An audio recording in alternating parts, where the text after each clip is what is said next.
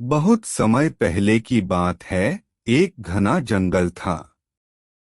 उस जंगल में अनेक जानवर रहते थे, जिनमें से दो गहरे मित्र थे, गिलहरी चीकू और खरगोश मोती।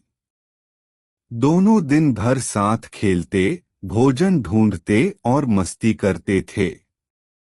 उनकी मित्रता की मिसाल जंगल में सभी जानवर देते थे। एक दिन जंगल में एक बड़ा हंगामा मच गया। एक शिकारी ने जंगल में प्रवेश किया और उसने चारों ओर जाल बिछा दिए। शिकारी के आने की खबर जंगल में आग की तरह फैल गई। सभी जानवर बहुत डरे हुए थे, लेकिन चीकू और मोती ने ठान लिया कि वे शिकारी से अपने दोस्तों को बचाएंगे। चीकू ने मोती से कहा, हमें सभी जानवरों को खबर देनी होगी कि शिकारी ने जाल बिछाए हैं। मोती ने सहमति में सिर हिलाया और दोनों मित्रों ने जानवरों को चेतावनी देना शुरू किया। सबसे पहले वे हिरन धवल के पास गए। धवल बहुत तेज दौड़ता था और उसकी समझ बहुत तेज थी। चीकू ने कहा, धवल, शिकारी ने जंगल में जाल बिछाए हैं। हमें सभी को सावधान करना है। धवल ने तुरंत यह खबर जंगल के बाकी हिस्सों में फैलाना शुरू कर दिया। इसके बाद चीकू और मोती ने नीलगाय नीली से बात की। नीली जंगल के सबसे बड़े समूह की नेता थी। उसने अपने समूह के सभी सदस्यों को इकट्ठा किया और उन्हें सतर्क किया।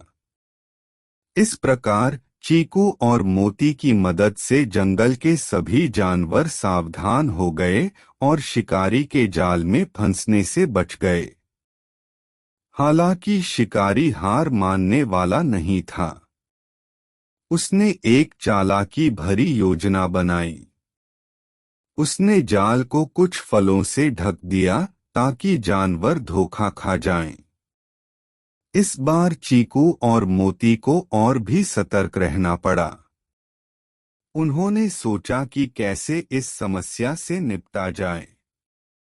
चीकू ने कहा, हमें शिकारी को धोखा देना होगा। हम खुद जाल में फंसने का नाटक करेंगे और जब शिकारी आएगा, हम सब मिलकर उसे पकड़ लेंगे। मोती ने इस योजना को अच्छा माना और वे दोनों तैयारी में जुट गए। दोनों ने जानवरों से कहा कि वे कुछ समय के लिए झाड़ियों में छिप जाएं और देखते रहें। चीकू और मोती ने जाल में फंसने का नाटक किया। शिकारी जब पास आया तो सारे जानवर अचानक बाहर आ गए और उसे घेर लिया। शिकारी ने घबराकर भागने की कोशिश की, लेकिन जानवरों ने उसे पकड़ लिया और जंगल से बाहर भगा दिया।